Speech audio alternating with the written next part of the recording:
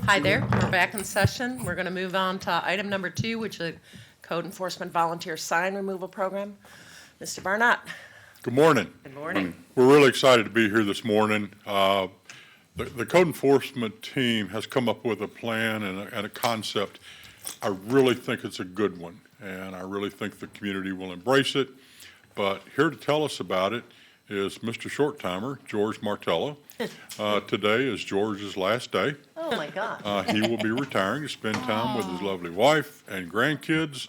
And this is one of his last official duties until he signs off this afternoon on the radio. Aw. George?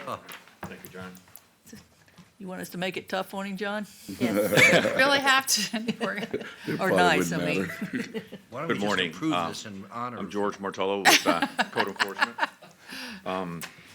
And what I'd like to do is, obviously, just for information purpose at this time, no action is required.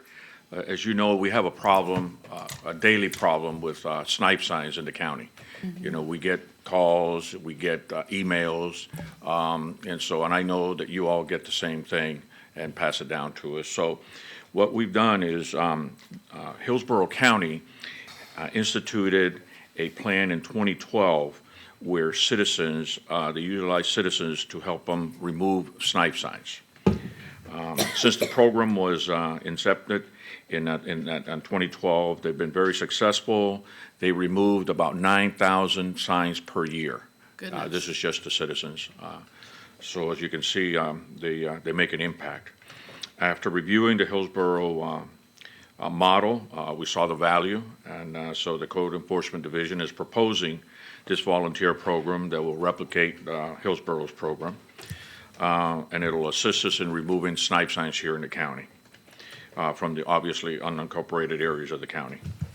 In 2017 and 2018, the Manatee County Code Enforcement Division removed 17,057 signs from the right-of-way. Through October of this past year, we have removed 8,444 signs. The goal is to partner with members of the public to support the Code Enforcement Division in this endeavor.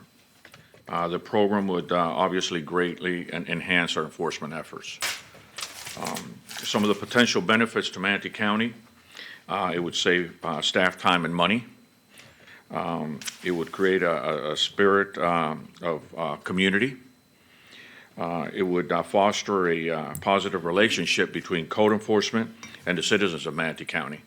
As you know, when the code enforcement officer goes out, it's usually to address some type of violation. So hopefully this program will, help educate the public and the volunteers of our efforts. The Code Enforcement Division would manage and monitor the program, which would include training and education of the volunteers, issuing of equipment. We would maintain reports and statistics, so we have some measurables of the success of the program. We would assign the zones. We would prepare schedules. And we would conduct background checks on all the individuals that will be assisting us. And one of those, not a concern, but it is something that we should be aware of, is if they're working near a school zone or something like that. So we'll do that. And it's something that Hillsborough County conducts. Oh, okay. So the Manatee County sign ordinance is under Section 600 of the Land Development Code. And the purpose of the section is to provide minimum standards to protect the public health and safety and welfare, provide consistent and non-discriminatory sign standards, designed to make Manatee County safer by reducing safety hazards, enhancing development and maintenance of an attractive visual environment while facilitating the communication of a message to the public, and to avoid an environment that encourages blight. Some of the objectives of our sign ordinance is to improve pedestrian and traffic safety, lessen visual clutter, allow and encourage signs appropriate to the zoning district in which they are located and consistent with the use and function. Categorize and regulate signs based on function. Allow for the identification of businesses, residential and public uses, and recognize the commercial communication requirements of all sectors of the business community. You guys are good with the computer. Well, Fancy. Yes, I got a little fancy there. So specifically, what we enforce in that code is Section 604, which is the prohibited signs, and, obviously abandoned signs, signs with, that imitate or resemble traffic or government signs, signs in the public right-of-way, specifically public lands except for government signs, signs in the visibility triangle, which obviously is a safety issue, signs causing traffic or any other hazard, signs that emit audible sound, vapor, smoke, other odor particles, and gaseous materials, signs that have unshielded illuminated devices, signs that cause radio, television, and other communication interference, signs that obstruct any firefighting, and flashing signs. This part of the presentation is something that what we would use, obviously, you all know what a snipe sign is, but this is what we would present to the volunteers to educate them as part of their education program. What's a snipe sign?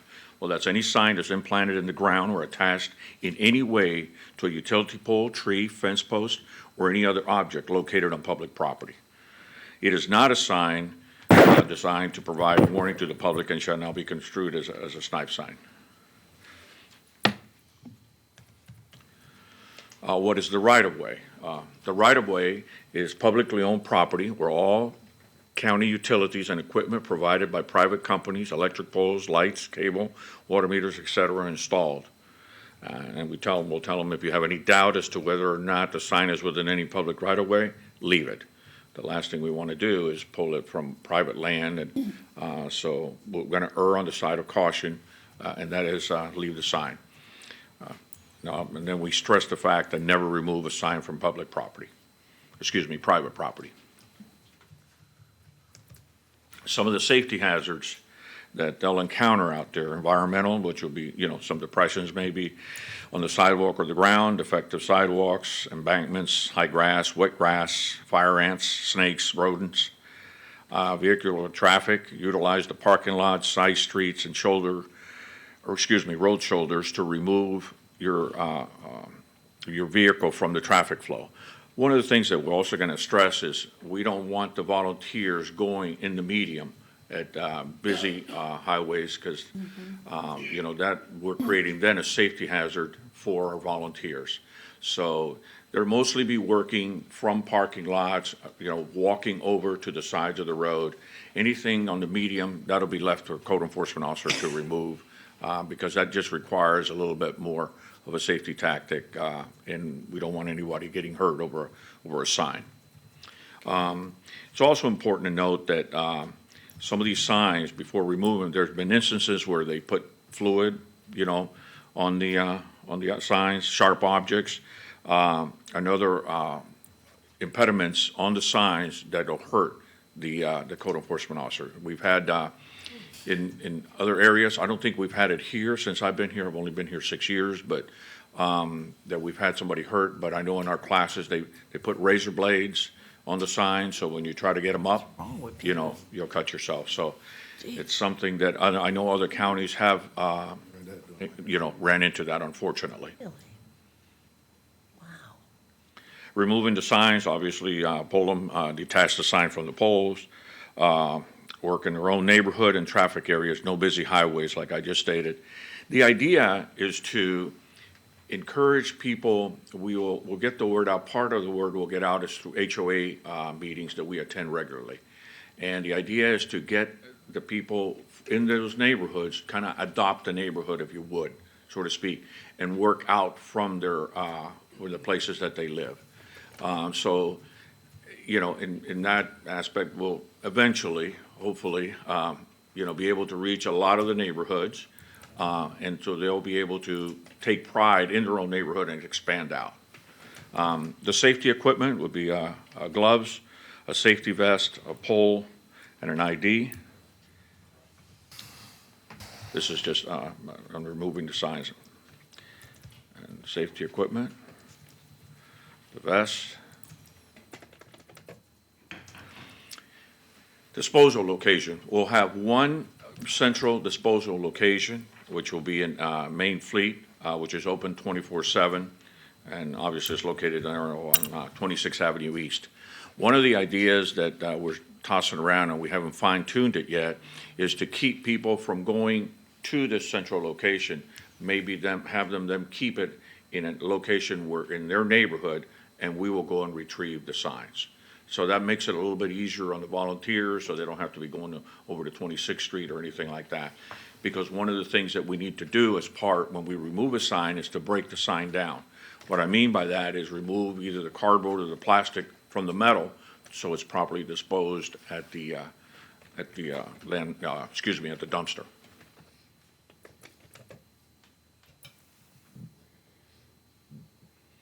So the cost savings. This is a conservative estimate that we had. Average pay for our staff of 13 officers is about $19 an hour.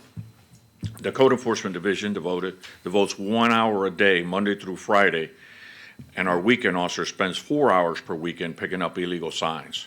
The hour that we dedicate Monday through Friday is usually in the morning, but sometimes it's, throughout the day. We'll take an hour and we'll enforce the snipe sign ordinance. And sometimes what we'll do is too, if we get a lot of complaints, we'll do a little task force, if you would, and focus on a specific area and blitz it and clear all the signs. Unfortunately, as you all know, we remove them and literally that night or that early next morning, the signs will be back up there, especially with our repeat offenders, tax people, and things like that, which I want to say it's not part of this, but I want to interject on it that we take enforcement action against the people that are repeat offenders that we can identify, so we can serve them either with a notice of violation and or a notice to appear or citation. Obviously, we can't track them all down, but the repeat offenders that are consistent, we've had some success with that, and so we've issued citations and notices to appear.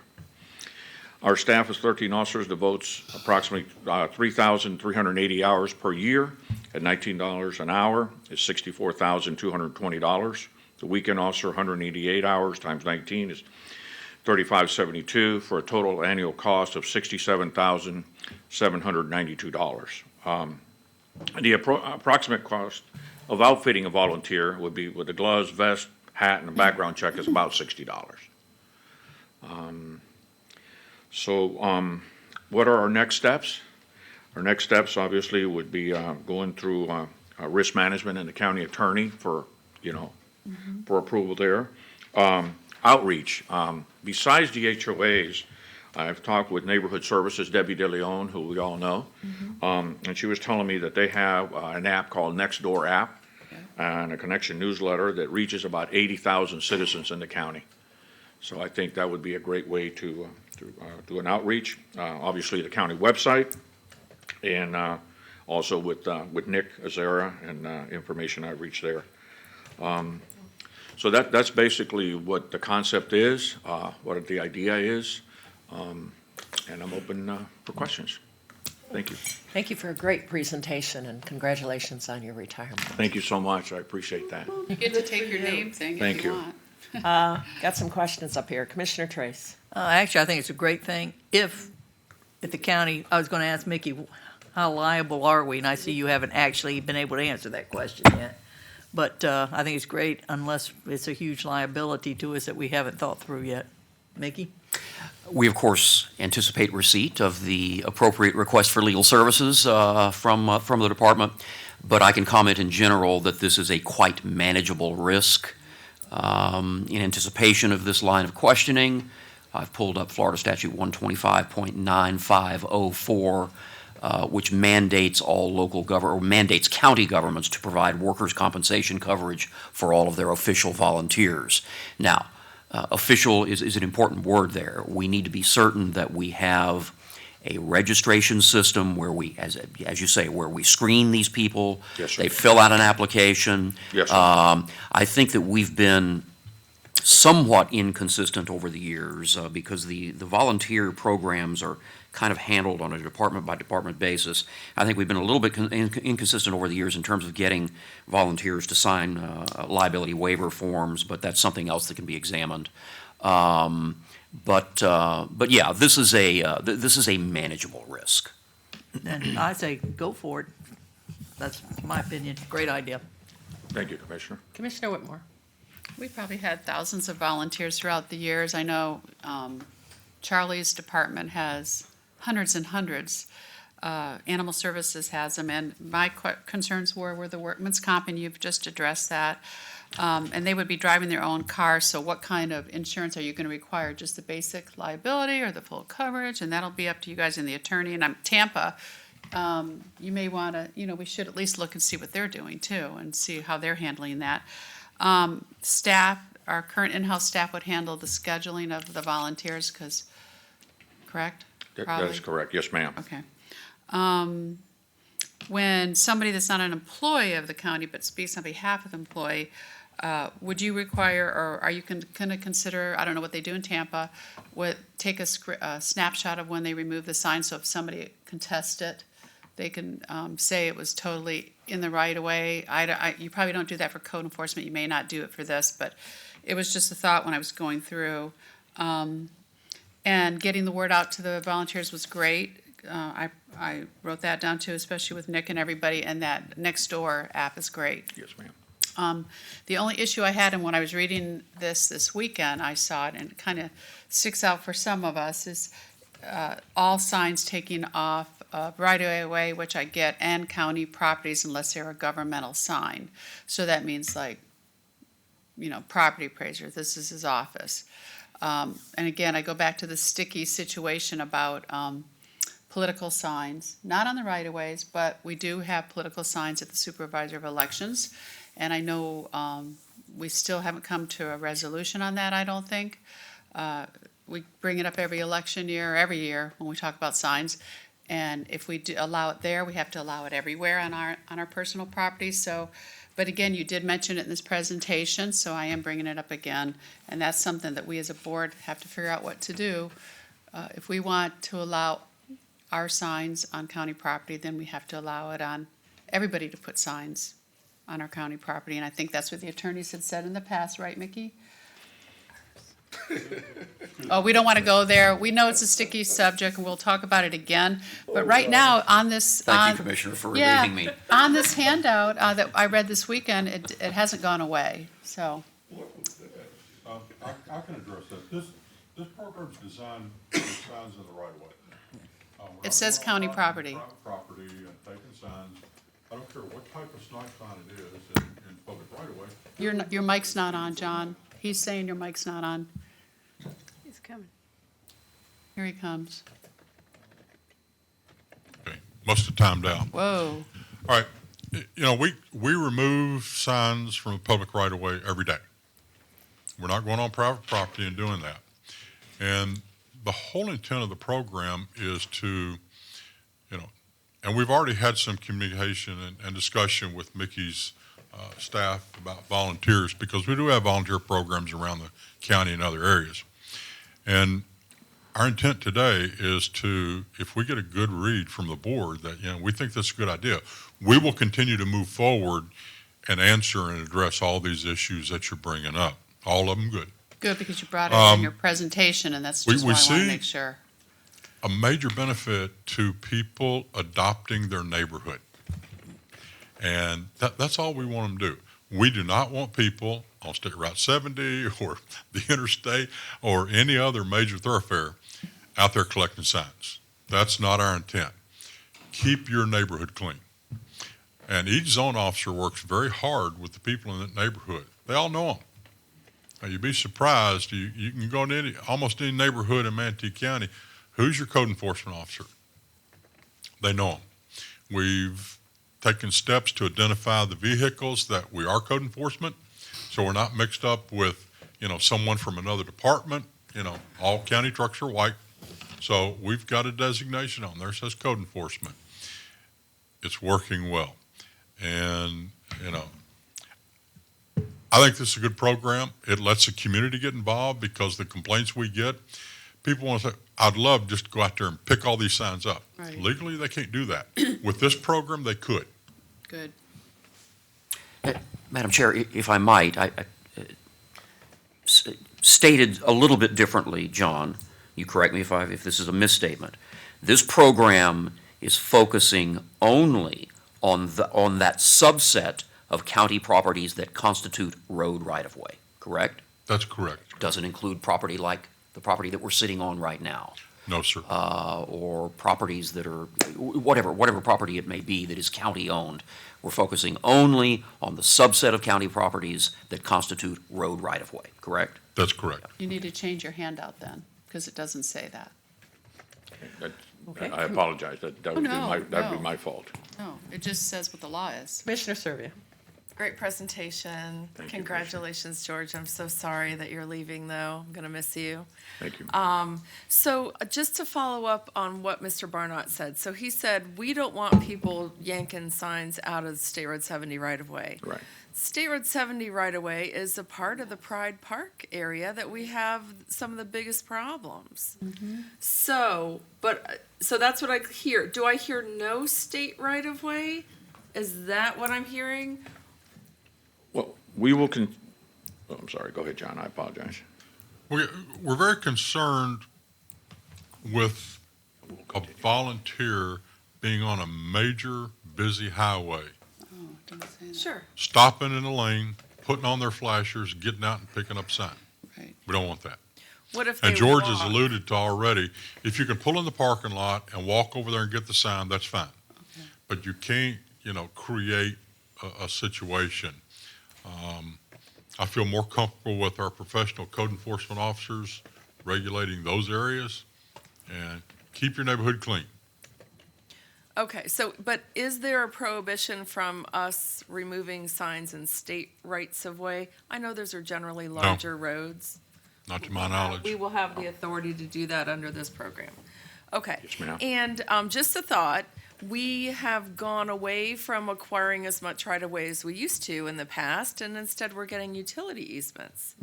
So, have we thought about that, and does that present a problem? Just throwing that out there. I don't think we want signs in our utility easements either. Correct. But I think it's gonna be a different criteria perhaps. Needs Good to be- point. We'll follow up on that. Okay. I was glad to see that on the weekends that this will be enforced because that's when we have most of the problems. So on the weekend, signs are put out Saturday early and picked up Sunday before sunset. So those should be handled through this new program. I'm glad you brought up campaign signs because I do know that the law treats them differently. They're a little bit different. So I just want to make sure that, that whatever our ordinance is, that it addresses them as the law does.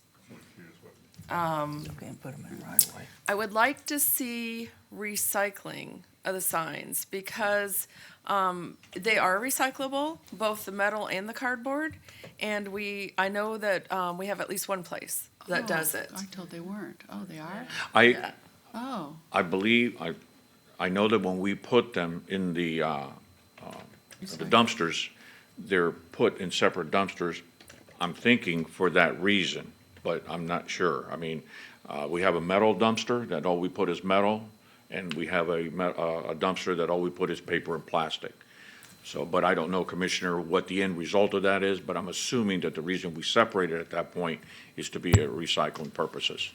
Right, so those typical signs that we're all familiar with, that Sun Graphics produces, for example, what do you call it? Board, what's The it called? foam. Corrugated cardboard type thing, the plastic, yeah, corrugated board. Yeah, That's what- corrugated, thank that's you. not So recyclable. that is recyclable. Oh. And They're I in know the Sun way. Graphics will take it. So we might be able to partner with them and maybe get something going where we could drop them off there. And then we already talked about risk management. I wrote that down. Great, sounds like a great program. Thank you.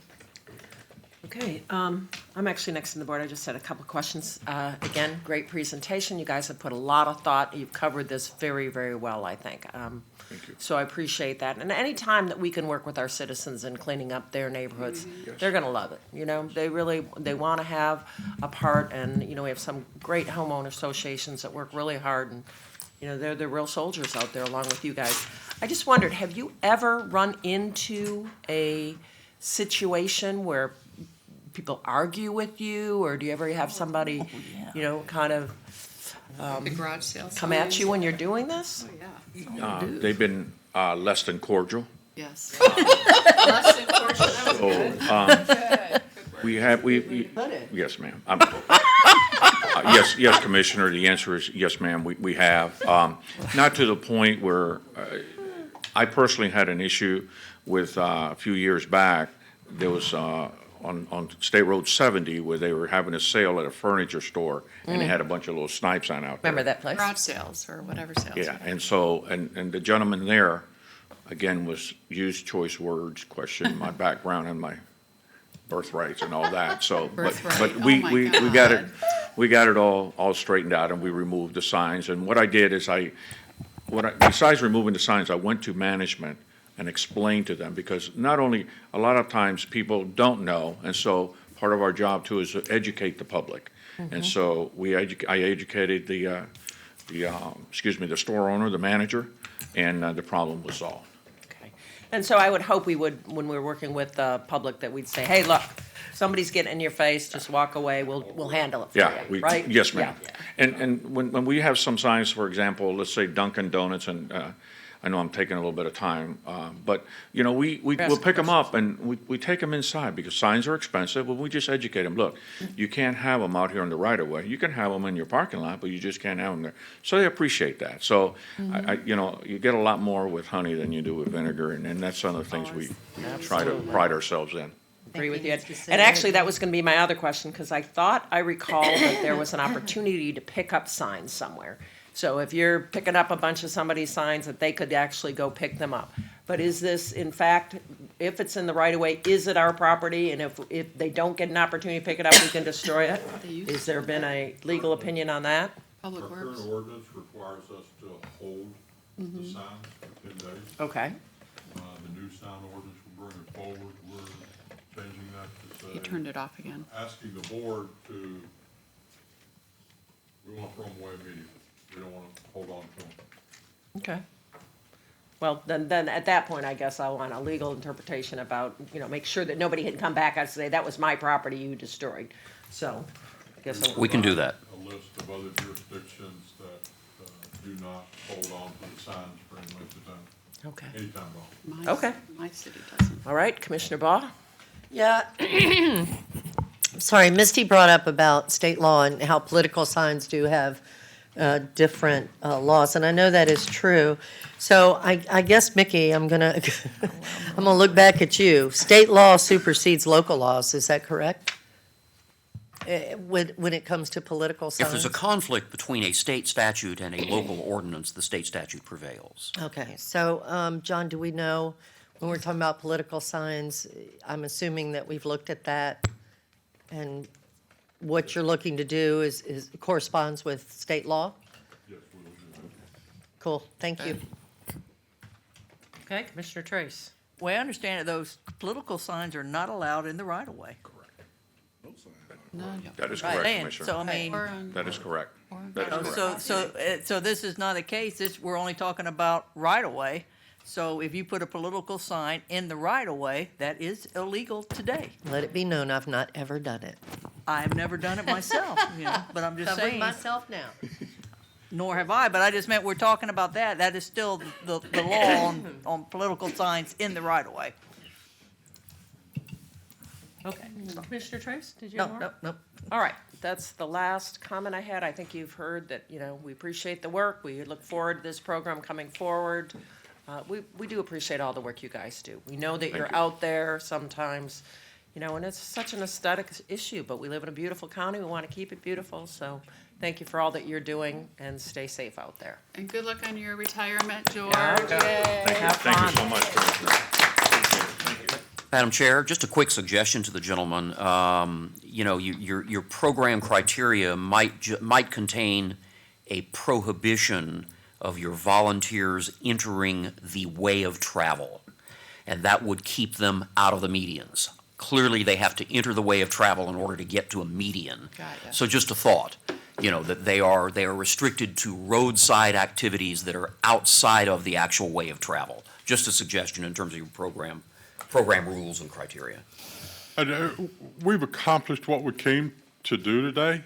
The board likes the program, so we will continue. There are a lot of things that we need to do between now and the inception or the creation of this program to its end.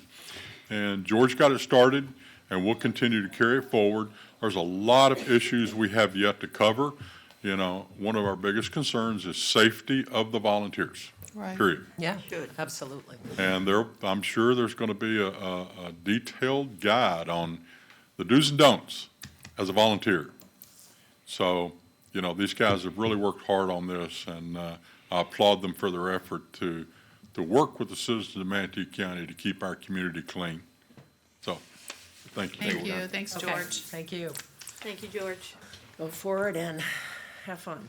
Yeah, have good retirement. Okay, next up, we're going to talk about video inspections, building and development services. Mr. Barnett. Yes, another great thing that these folks have done in building and development services, particularly the inspection group. I'm very proud of the effort and the creativity that they've used to create this program and do the things they're doing. Thank you. Today, we average almost 60 to 70 mechanical changeouts a day in Manatee County. That means someone's changing out their AC unit every day. And most of you here have probably changed yours out. Well, what did you have to do after the unit was changed out? You had to wait there possibly all day for an inspector to show up to do a 3 to 5 minute inspection. That's very inconvenient for our citizens, very inconvenient for our contractors, our customers. And one of the things that we decided to do is how can we eliminate this problem? And these folks came up with an idea. This concept is going to revolutionize inspections across the country, not just the state of Florida, but across the country. And with that, CJ and Pat are here to talk about it. Good morning. Morning. Morning. We're very excited to share with you our video inspection program that we have created. It's the first of its kind in the state of Florida. In fact, I've checked around, and I believe it's the first of its kind in the country. Good We're going. very proud of it. This was inspired by a conversation John and I were having, and he said, why do we need to drive around all over the county knocking on people's doors to get these air conditioners inspected? So we came up with a process and worked on it. Pat and I presented the program, put together a program, and presented it to the Building Code Administrators and Inspectors Board for state approval. And we got our state approval for this. And we're looking forward to Approval. bringing in additional inspections and expanding on our program. I'm proud of our inspections and building services team for their hard work in developing the process. They put together a process for us so that we could move forward with this and get it to the state. And with that, I'm just going to turn it over to Pat so he can explain to you our process and how this program works. Thank you. Thanks, CJ. I'm glad they made that for me. Makes it Nice. easier. I like I that. like it too. Good morning, I'm Pat Wenzel. I'm your constructions review inspections manager. And unlike George, good Lord willing, you're gonna have to put up with me for a little bit longer.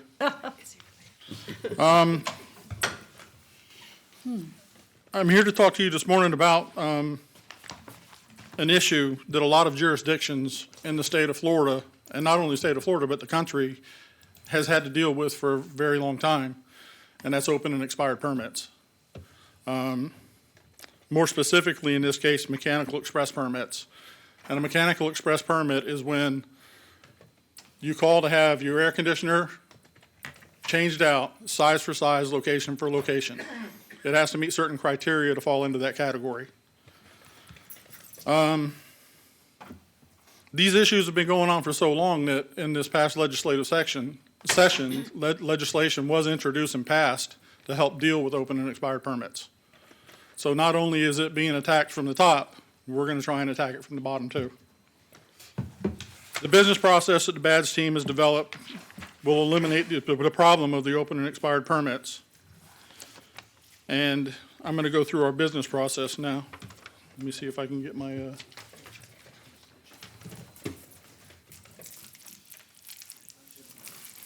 keeping Chris busy today.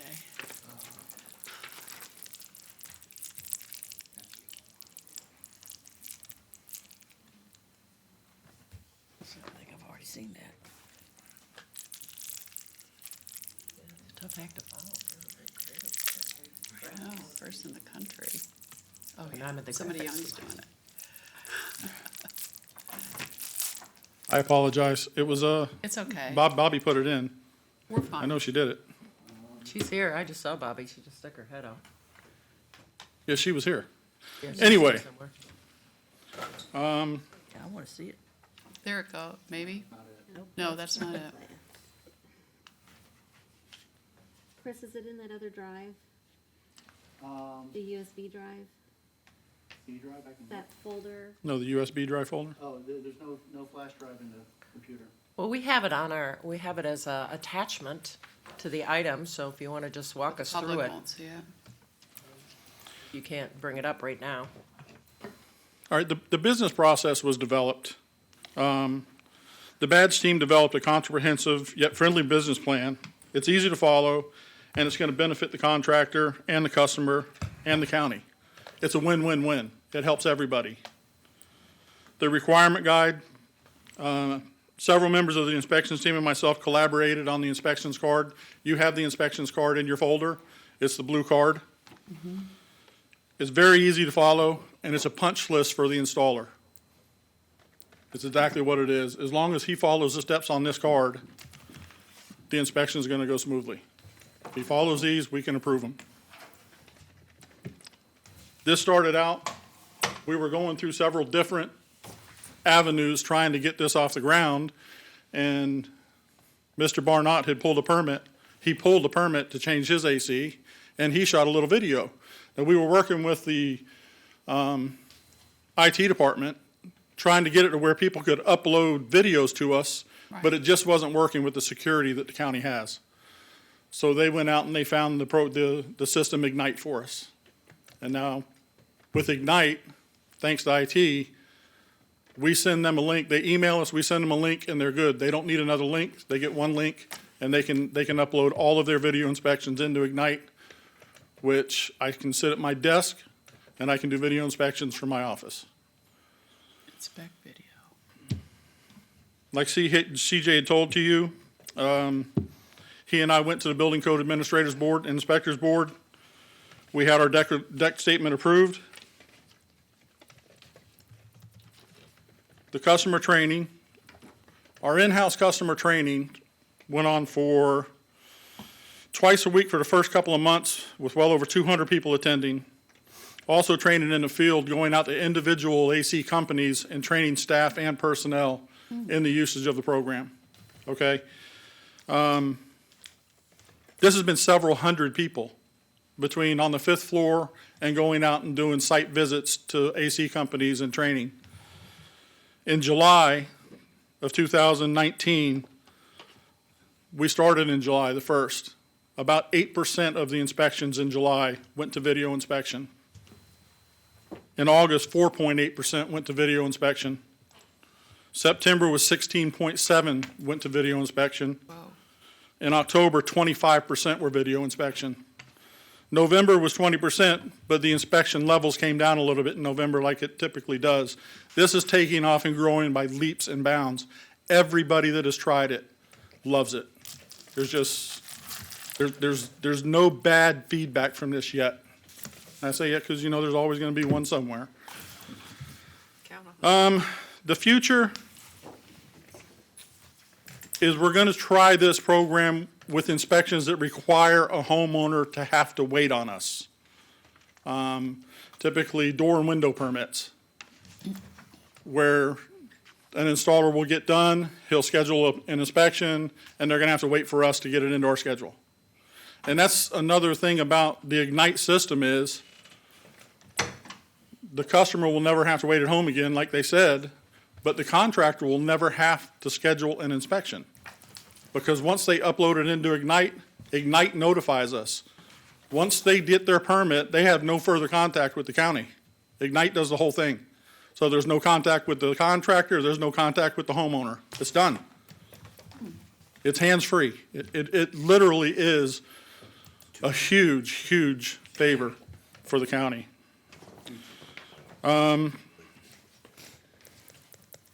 We should sell it. Copyright it. Yeah. I would like to talk about the results first, the spark plugs. The video inspection team had the stamina and staying power to see this project through from beginning to end. Our bias to act was the video inspection team were focused on the solution to customer concerns and open and expired permit, mechanical permits. Results orientation, the video inspection team focused on the end result and how this could benefit building and development services, but also have a significant positive effect on the mechanical industry and Manatee County residents. The personal responsibility, each member of the video inspection team took full responsibility for each task assigned. And inclined to teams, the video inspection staff consisted of inspectors, inspection support staff, business services staff, and information technology staff. Each member of this team brought different pieces of the engine that got it on the road and running. I would like to give a huge thanks to Mr. Barnott for encouraging this and letting us get this up and running and rolling. To Paul Alexander and his team, Susie McGuire and Mike Hoatling, and all the people in BADS that had their hands in this to help get this off the ground to where we are today. And I'm here for any questions if you have them. Cool. Hey, it's here. Yeah. I knew it was there. It was there someplace. Well, it's interesting, we got the coolest video inspection, but we can't figure out PowerPoint, so we're gonna have to circle back here somehow. It wasn't as fancy as George's, but it was there. Okay. Commissioner Whitmore. So from what I gather, it's video inspections we're doing with the air conditioning now. That's where we're starting? Yes. Okay. On my questions, thank you, everybody, for thinking outside the box. Thank you for letting your team, John, for doing that. And somebody, I heard people up here when you were talking, are you copywriting this program? Or is this a proprietary where we could, the county, Manatee County could benefit from us thinking outside the box? If not, you can talk about it with Sherry and the attorneys, but I think the increase from a few months to 25% is just proof that this may, and thank you for thinking outside the box. Have we denied anybody yet when they gave you their video inspection? Yes, ma'am, there has been some failures. Okay, good. Typically, it's the person using the device. And that's what I was gonna ask. First of all, are they using their iPhones or do Yes, they have? iPhone, Android, As long as it's got a video. iPad, tablet, whatever can connect to, whatever can be uploaded off of, the information that can be uploaded off of and typically any smart appliance can do that. And they're not doing it where the video's too long? Because a lot of times I want to send something and it's too long, so you haven't had that issue?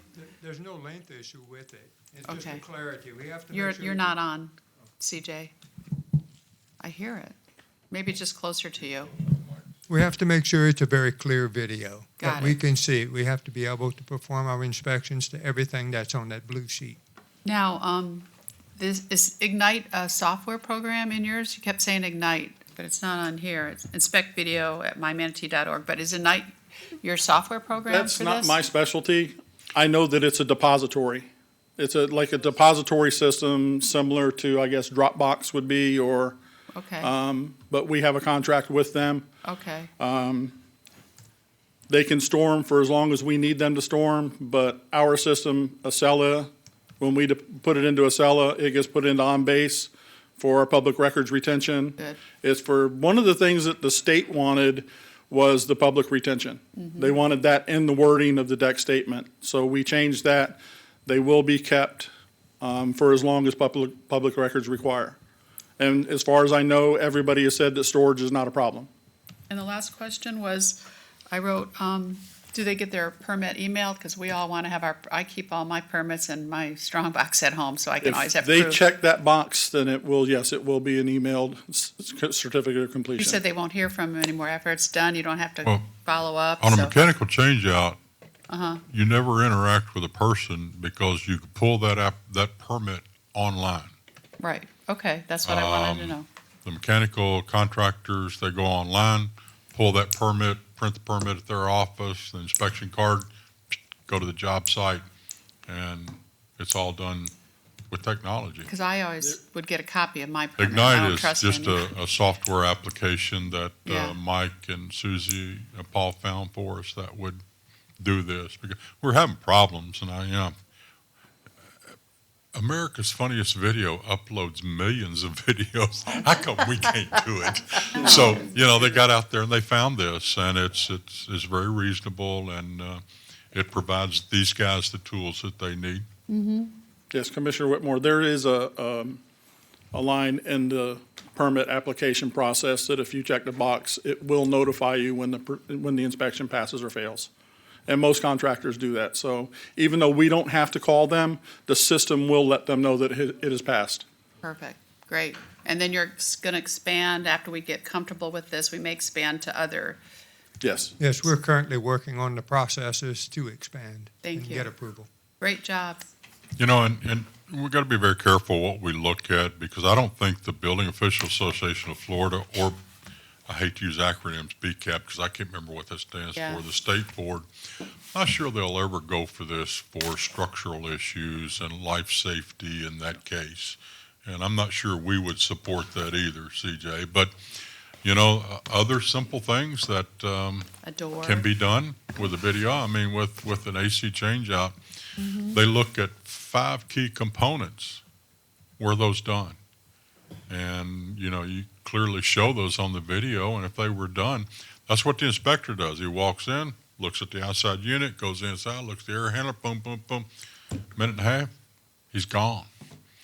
And the customer says, I stayed here all day. Steve Johnson said, I stayed here all day for this? Yes, that's how long the inspection takes. By the way. I think we all have said something similar at one time or other. Yes, and, we have so many of them. I mean, it was monopolizing Pat's mechanical inspectors, and now they can do other critical need inspections. I think we should take advantage of being the first and doing this in the country. So hopefully Sherry and our attorneys will, We'll look at that. yeah, thank you. There is another video inspection process out there now, but it's live feed, so you still have to have inspectors sitting by Right. the computer at the time to do the inspection. This allows us to pre-record them, send them to us, and we can review them at our time, in our convenience. Thank you. Good job. Commissioner Serbia. Yeah, thank you. Wonderful presentation, and this is where the world is headed, right? So this is what technology brings to us, and it's great that we're taking advantage of it. You can see a doctor over a video. You can see a therapist over a video. We review red light runners through video. So it only makes sense that we're doing this, and I know that it's going to save our community a lot of bad things, like traffic. Gets cars off the road, and it Thank God. reduces the carbon footprint, all that gasoline we're burning, and it helps our employees to focus on other things and be more efficient. So it does conserve our county resources, and I'm also very happy to hear that life safety issues will not be done this way just yet, because we do need to make sure those life Right. safety issues are checked and double checked in every way. So here are my questions. I understand you've worked with the AC contractors, right? So they're all supportive of this. They've given you feedback. We've worked together. The BIA is involved, I'm guessing. So all of that great collaboration has resulted in what you have today, right?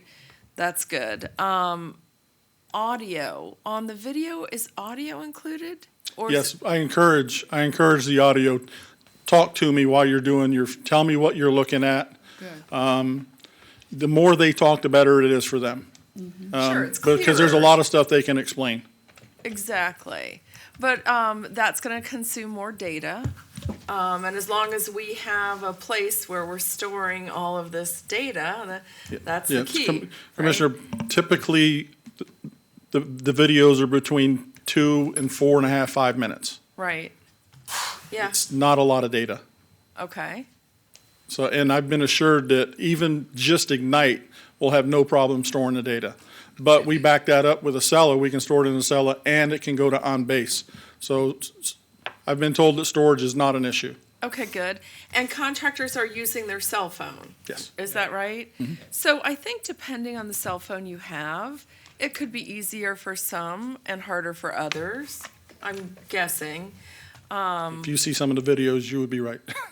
Yeah. Some of the contractors using iPads, Yeah. you know, that's what probably easier. got me thinking about this. When the guys were installing my new AC unit, they were filming with their iPad and taking pictures and video.